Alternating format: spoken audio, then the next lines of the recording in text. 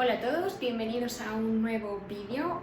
Como el otro día ya hablé sobre cómo planificar y qué tipo de comidas podemos hacer para un plan de pérdida de grasa, hoy vamos a hablar sobre cómo podemos hacer una correcta fase de aumento de masa muscular, conocido como volumen, bulking o lo que sea.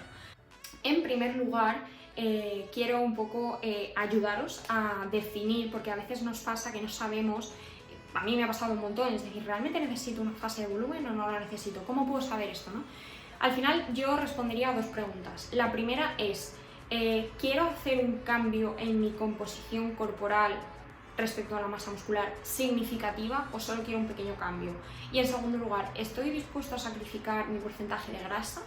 Si la respuesta es sí, en las dos, pues lo más probable es que para ti sea ideal una fase de volumen.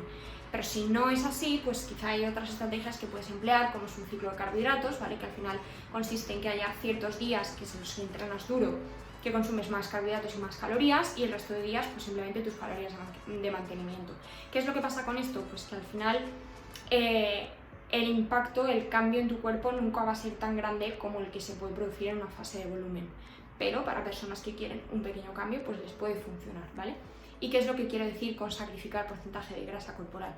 Pues que por muy bien que sea una fase de volumen, casi siempre suele haber un aumento también acompañado de masa muscular, de aumento de masa grasa. Exactamente igual que cuando se hace una pérdida de peso, aparte de grasa también se suele perder masa muscular. Es algo que es muy difícil de controlar a la perfección y suele ocurrir, ¿vale? Pero bueno, al final, si tu objetivo es aumentar masa muscular, sabes que es un proceso por el que tienes que pasar y no pasa nada. Al final, es un momento de tu vida y consigues lo que quieres. Entonces, en primer lugar vamos a hablar sobre 4 principios básicos que todo plan de volumen debe respetar. Lo primero y obvio es tener un superávit calórico, es decir, que las calorías que estemos consumiendo sean mayores de las calorías que estamos quemando, tanto haciendo deporte como en nuestro movimiento cotidiano, como en el simple hecho de sobrevivir, nuestro cuerpo quema muchas calorías. En segundo lugar, tiene que haber un estímulo obvio, que es el ejercicio, ese estímulo de entrenar, ¿vale? Con un fin siempre de hipertrofiar. Que yo no me voy a meter porque no soy experta en esto. En tercer lugar, tiene que haber un correcto descanso. De hecho, debemos saber que el músculo no se construye cuando estamos entrenando, sino que se construye cuando estamos descansando, que se produce una serie de hormonas y una serie de procesos en los que se produce esa síntesis proteica, ¿vale? Entonces es muy importante respetar el descanso y muchas veces no le damos la importancia que tiene. Y en cuarto lugar, esto es algo que yo suelo recomendar y es no añadir a nuestro cuerpo más estrés del que ya va a tener de por sí por el hecho de estar entrenando muy duro, ¿vale?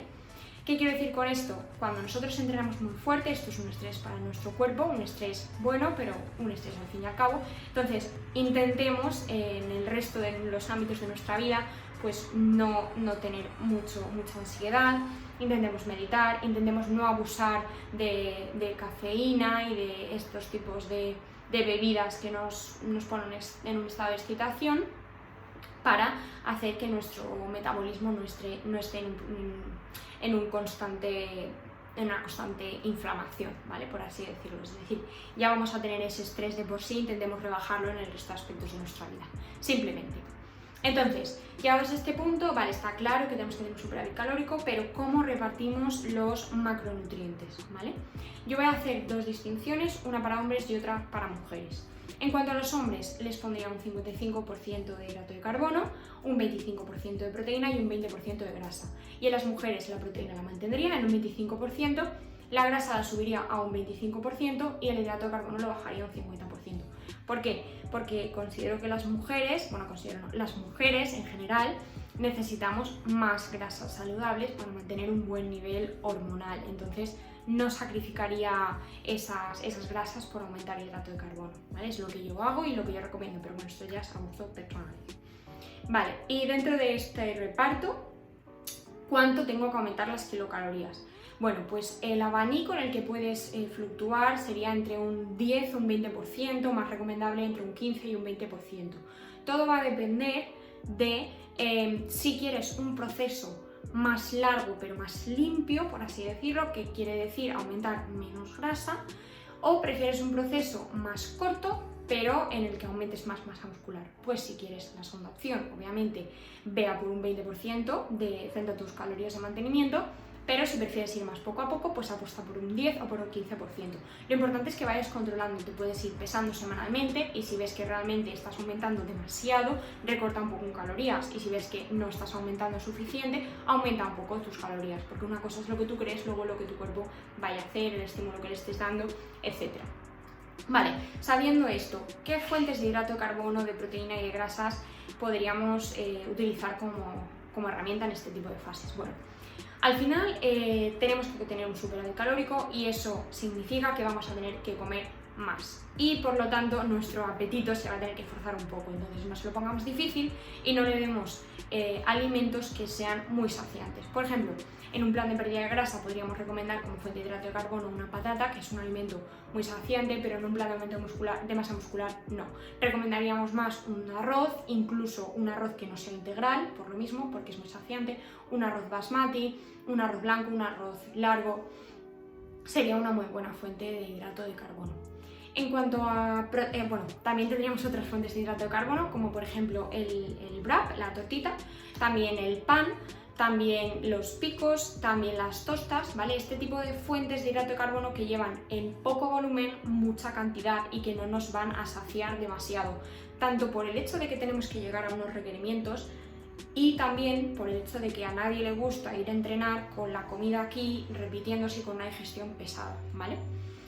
En segundo lugar, fuentes de proteína. Bueno, aquellas personas que consumáis todo tipo de productos, pues no vais a tener problema.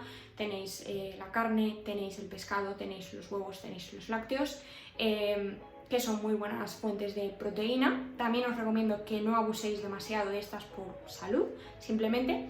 Y en cuanto a personas veganas, pues tenemos también muchas opciones. Tenemos la soja texturizada, que en poca cantidad llevamos mucha cantidad de proteína y de muy buena calidad, perdón, en muy poco volumen tenemos mucha cantidad de proteína.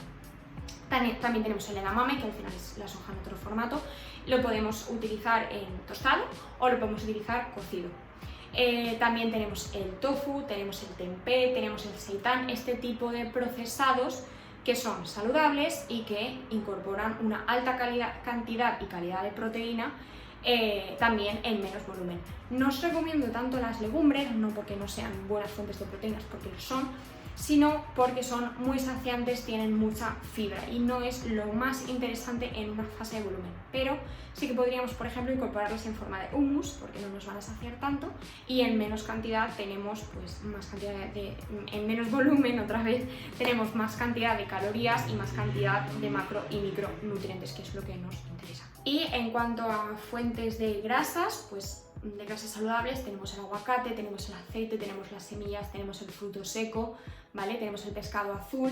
Es muy importante consumir suficientes grasas saludables, consumir omega 3 para bajar el nivel de inflamación de nuestro cuerpo. Es algo muy importante, sobre todo en esta fase de volumen. Lo dicho, igualmente, si eres una persona con poco apetito, quizá el fruto seco te llena demasiado y te interesa más consumirlo pues en crema de cacahuete, crema de almendra, o consumir tus grasas pues en aceites o en aguacates, que a lo mejor te llenan menos. Esto tú tienes que ir un poco jugando con qué tipo de apetito tienes y si te cuesta más o menos llegar a tus requerimientos de kilocalorías y macronutrientes. Bueno, una vez que ya hemos hablado de todo esto, voy a daros 5 ideas muy sencillas de platos que podéis incorporar si tenéis un objetivo de aumento de masa muscular. Vamos a coger la chuleta porque se me ha olvidado. Tenemos un plato de pollo, arroz, huevo y verduritas. Entonces, podemos utilizar tranquilamente el arroz de 1 minuto, el basmati, podemos utilizar el arroz blanco, el arroz largo, lo ponemos al microondas según las cantidades que necesites, pues será 1 o 2 vasitos y santas pascuas.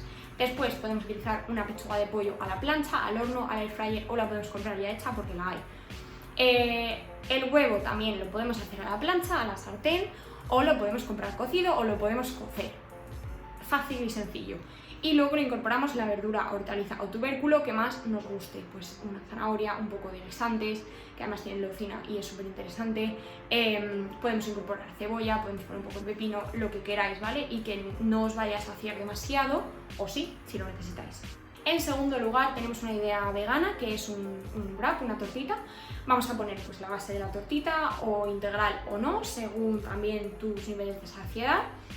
Vamos a poner un poco de hummus, vamos a poner soja texturizada, obviamente hidratada, y también vamos a poner guisantes y maíz. ¿Por qué? Sí, porque como ya os he comentado antes, los guisantes tienen leucina, que es un aminoácido esencial en la síntesis de proteína y suele escasear en la dieta vegana, entonces es muy interesante incorporar los guisantes. Y en tercer lugar tenemos un salmón con arroz y pimiento y aguacate. Vamos a utilizar un arroz integral, también podemos hacerlo 1 minuto al microondas. Luego vamos a utilizar un salmón, que puedes comprarlo, salmón salvaje si puede ser, que puedes comprarlo ya hecho, puedes comprarlo en lata, puedes hacerlo tú mismo según el tiempo del que dispongas. Y vamos a ponerle también una ración de aguacate, la que te corresponda a ti según tus necesidades, y pimiento rojo, que también podéis comprarlo ya hecho. Por si queréis una aproximación, si el aguacate es muy grande ponemos 1/3, y si es un aguacate pequeño ponemos medio aguacate. Y ya tendríamos una comida que sería ideal, por ejemplo, para una cena. ¿Por qué? Porque el pescado no tiene tanta proteína y cuando vamos de cara a dormir no nos interesa tampoco consumir tanta proteína. Yo el pescado lo suelo recomendar y prescribir para la cena. Y aquí tendríamos 3 ideas súper sencillas de comida o cena. Lo dicho, si tienes más tiempo y puedes cocinarlo, mejor, siempre va a ser mejor. Si no lo tienes, tienes muchísimos recursos y no te sientas peor por tener que tirar de latas o de envasados o lo que sea, ¿vale? Y ahora vamos a hablar de dos comidas que podemos utilizar como desayuno o como merienda, ¿vale? En primer lugar, un porridge de avena, que simplemente ponemos en un tazón nuestra avena en copos, o si eres una persona con poco apetito la puedes poner en polvo. Le ponemos el doble de leche, bien sea leche entera, leche semidesnatada o bebida de soja, bebida de almendra, bebida de coco, y lo dejamos en la nevera varias horas. Si puede ser, lo dejamos toda la noche, que además vamos a crear almidón resistente. Pero bueno, ¿qué le vamos a añadir además? Le vamos a añadir un queso fresco batido, o si eres vegano le puedes añadir un tipo de yogur plant-based, alto en proteínas, que los hay un montón. Le vamos a añadir una cucharada de crema de cacahuete, le vamos a añadir fruta y coco rallado o laminado. Y si lo necesitas, lo tienes y lo quieres, también le puedes añadir proteína en polvo para darle ese extra de proteína y también sabor. Y vamos a por una segunda y última idea de desayuno, y es un batido tipo Nutella, ¿vale? Porque vamos a poner medio o un plátano, según lo que necesites. Te recomiendo que sea congelado simplemente por el hecho de que la textura te va a gustar más. Puedes pelar el plátano, lo cortas en trocitos y lo metes en el congelador toda la noche, y al día siguiente lo sacas 10 minutos antes para que se descongele un poco y ya lo tienes listo. Lo metes en la batidora, vale, el plátano le ponemos un vaso de leche también, semidesnatada, entera, o de frutos secos o de coco, y le ponemos una cucharada de avena u otro cereal que quieras, le ponemos unas 10-14 avellanas, una cucharada de cacao en polvo, un cazo de proteína en polvo, si es de chocolate pues mejor porque te va a saber mejor, y también le ponemos 3 dátiles hidratados, que simplemente le quitamos los huesos y lo ponemos en agua el rato que podamos, entre 1 y 2 horas si puede ser, y si lo pones sin hidratar tampoco pasa nada porque te va a quedar rico igual. Lo trituramos todo junto y tenemos un batido buenísimo, súper sencillo, súper nutritivo y ideal si estás en este tipo de plan. Me gustaría responder a una pregunta muy frecuente, ya que la acabo de nombrar, y es el tema de si es necesario o no consumir proteína en polvo. Bueno, necesario no es, ¿vale? Pero es una ayuda muy útil y es una suplementación que yo suelo recomendar y que yo incorporo a mi dieta, ¿vale? ¿Por qué? Porque nos va a ayudar a cubrir nuestros requerimientos proteicos, sobre todo si tienes una dieta, por ejemplo, vegana. Es probable que te cueste más por el tema de la saciedad. Es muy versátil, es muy cómoda y es una proteína de rápida absorción, que es lo que más nos interesa después de un entrenamiento de hipertrofia, ¿vale? Si eres una persona que no tiene problema porque tienes mucho apetito, porque te puedes cocinar en casa no lo necesitas, no tienes por qué incorporarla. Pero si, por ejemplo, eres una persona con poco apetito, te cuesta cubrir esos requerimientos proteicos, te va a ayudar mucho.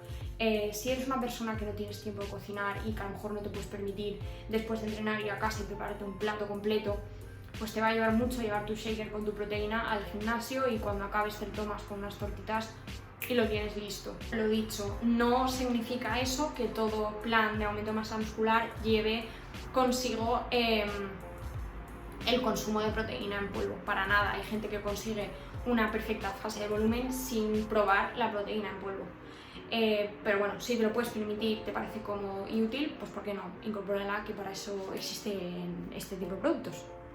Y ya estaría el vídeo de hoy. Espero que os haya gustado. Si hay algún tema importante que no haya comentado, preguntádmelo y bueno, compartídselo a aquella persona que creáis que le va a servir. Y no olvidéis darle like, suscribiros y dejar algún comentario si queréis. Un besito.